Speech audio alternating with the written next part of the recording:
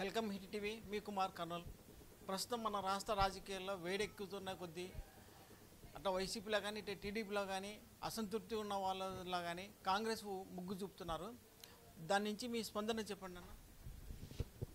Congress party సముద్రం లాంటిది, తల్లి లాంటిది. గతంలో కాంగ్రెస్ పార్టీ నుంచి పోయిన వాళ్లకు మరియు కాంగ్రెస్ పార్టీలో చేరడానికి ఎవరై ఇష్టం వచ్చినా వెల్కమ్ చెప్తుంది.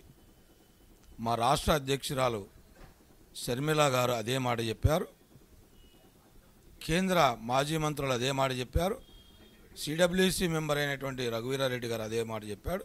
ఆయనతో పాటు సిడబ్ల్యూసి మెంబర్ ప్రత్యేక ఆహ్వానితులు గిడిగి రుద్రరాజు కూడా అదే మాట చెప్పారు. అందులో భాగంగానే రేపు 29వ తేదీ ఉదయం 10 గంటలకు మా రాష్ట్ర అధ్యక్షురాలు మరియు తదితర నాయకులు వస్తున్నారు. ఆ చేరిక మా జిల్లాలో ఖచ్చితంగా చేరికలు ఉంటాయి.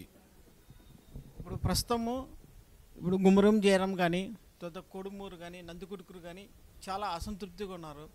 ఇప్పుడు మాకు తెలిసిన సమాచారం ఏమంటే గుమ్మరం జయరాం కూడా కాంగ్రెస్తో చర్చలు జరుపుతున్నారు అనేది ఒక టాక్. మీ వరకు వచ్చిందా? మేము ఎవరు వచ్చినా కూడా మేము స్వాగతిస్తాం. ఎటువంటి వాళ్ళు కార్యకర్తల నుంచి నాయకుల వరకు, మాజీ మంత్రులు కావచ్చు, మాజీ ఎమ్మెల్యేలు కావచ్చు, ప్రస్తుతం ఎమ్మెల్యేలుగా ఉన్న వాళ్ళు కూడా, మంత్రులుగా ఉన్న వాళ్ళు కూడా మేము స్వాగతించడానికి సిద్ధంగా ఉన్నాం. మా పార్టీ విధానం కూడా అదే విధంగా చెప్పారు. ప్రస్తుతం మనం చూసుకున్నా కూడా షర్మిల గారు 29వ తేదీ కర్నూలుకి రాబోతున్నారు. దానిలో మీ ప్రధాన సీనియర్ నాయకులు కానీ ప్రజెంట్ ఉన్న వాళ్ళు కానీ రేపు ఏమైనా చేరికలు తర్వాత పార్టీలు చేరడానికి ఏమైనా సమ్మతున్నారు?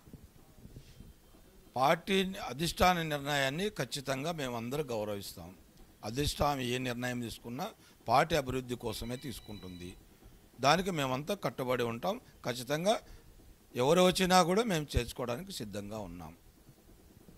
గతంలో డాక్టర్ రాజశేఖర రెడ్డి గారు చనిపోయినప్పుడు షర్మిల గారు చాలా కాంగ్రెస్ వాళ్ళే మా ఫాదర్ని ఇట్లా చేశారు, అది చేశారని చెప్పి ఎన్నో తిట్లు తిట్టారు. కానీ అదే పార్టీలోకి ఇప్పుడు మీరు ఆహ్వానిస్తున్నారు. అది ఎంతవరకు అది కరెక్ట్ అంటారు? రాజశేఖర రెడ్డి కంట్లో ప్రాణం ఉన్నంత వరకు కాంగ్రెస్ పార్టీలోనే ఉన్నాడు. కొన్ని నిర్ణయాల వల్ల అటువంటివి జరగడం సొంత కుటుంబంలోనే జరుగుతాయి. కాంగ్రెస్ పార్టీ సముద్రం లాంటి పార్టీలో జరగదా? కాబట్టి ఎవరు ఏ తప్పు చేసినా, ఒప్పు చేసినా తల్లి ఏ విధంగా అందరం సమానంగా చూసుకుంటుందో కాంగ్రెస్ పార్టీ కూడా అదే విధంగానే చూసుకోవడం జరుగుతుంది. గత 10 years బ్యాక్ తీసుకున్నా కూడా కాంగ్రెస్ 2 రాష్ట్రాలను ఎరగొట్టిందని చెప్పి ఇదే ఉన్న ఇప్పుడు నాయకులు కానీ ఇంకొక నాయకులు కానీ ప్రచారం చేసి 2 రాష్ట్రాలకి తీరని దెబ్బ కొట్టింది, మనోభావాలు దెబ్బతిన్నాయని చెప్పి ఇప్పుడున్న నాయకులు చెప్పారు. ఇదే నాయకులు కూడా ఇప్పుడు కాంగ్రెస్ చేరుతున్నారు. అది ఎలా వరకు కరెక్ట్ అంటారు? రాత్రి అయితే రాత్రి ఉంటుంది, పగలైతే పగలవుతుంది. రాత్రిని పగలను ఒకటే ఏకం చేయలేము కదా. పగలు వేరు, రాత్రి వేరు, కానీ సమయం మాత్రం ఒకటే ఉంటుంది. అలాంటప్పుడు మనం ఈరోజు ఆ పార్టీలో ఉండొచ్చు, రేపు ఈ పార్టీలో ఎవరు ఉన్నా కూడా కాంగ్రెస్ పార్టీ మాత్రం తల్లి లాంటిది. మీరు అన్నారు ఇందాక, విడిపోయినదైనే విడిపోవడానికి అందరూ సమ్మతించారు. ఆ రోజు కాంగ్రెస్ పార్టీ అందరినీ అభిప్రాయాలు అడగడం జరిగినది. ఈవెన్ భారతీయ జనతా పార్టీ ఆ రోజు పార్లమెంట్లో మీరు ఇస్తారా లేదంటే మమ్మల్ని ఇవ్వమన్నారు కూడా అన్నారు. ఇదే చంద్రబాబు నాయుడు లెటర్ ఇవ్వలేదా చెప్పమనండి. ఇదే జగన్మోహన్ రెడ్డి గారు లెటర్ ఇవ్వలేదా చెప్పమనండి. వాళ్ళు ఆ రోజు అందరూ సమీక్ష తీసుకున్న తర్వాతనే నిర్ణయం తీసుకోవడం జరిగినది. నిర్ణయం తీసుకున్న తర్వాత దోషం చేయడం కాంగ్రెస్ పార్టీని సవాబు కాదు. అయినా కూడా కాంగ్రెస్ పార్టీ దాన్ని భరించింది. నిర్ణయంలో తీసుకోవడంలో అందరూ పాత్రదారులే. ఆ పాత్ర ఆ బురద చల్లుకోవడం లేదు, కానీ వాళ్ళకు ఆత్మసాక్షిగా చెప్పమనండి వాళ్ళ లెటర్ ఇవ్వలేదని. అందరూ ఇచ్చారు, అందరూ పాత్రదారులే. విడిపోవడంలో ఏ ఒక్క కాంగ్రెస్ ఒక్క నిర్ణయం కాదు. అదేవిధంగా 10 సంవత్సరాలు మన రాష్ట్రం విడిపోయి 10 సంవత్సరాల్లో వాళ్ళు ఏం చేశారో చెప్పమనండి. ఆ రోజు మన్మోహన్ సింగ్ గవర్నమెంట్లో కాంగ్రెస్ పార్టీ ఎటువంటి నిర్ణయాలు తీసుకోవడం జరిగింది, ఆంధ్రప్రదేశ్కి ఏవేవి ఇవ్వాలి, మిగులు బడ్జెట్ అయినటువంటి తెలంగాణతో పాటు ఆంధ్రప్రదేశ్ కూడా సమానంగా పోలవరం ప్రాజెక్టు, ప్రత్యేక హోదా, ఇవన్నీ కూడా తదితర దరిదాపు ఒక 32 నిర్ణయాలు తీసుకోవడం జరిగినది.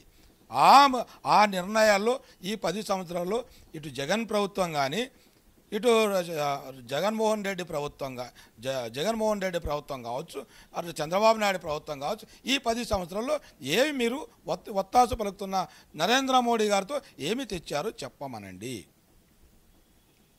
కాంగ్రెస్ పార్టీ ఎప్పటికి ఒకే మాట మీద ఉంటుంది. మా రాహుల్ గాంధీ గారు ఒకే మాట చెప్పారు, ఆంధ్రప్రదేశ్లో మా పార్టీ రాకపోయినా వచ్చినా కూడా కేంద్రంలో మా పార్టీ వచ్చిన తక్షణమే మొదటి సంతకం ప్రత్యేక హోదా పైన ఉంటుంది అని పదే చెప్పడం జరిగినది.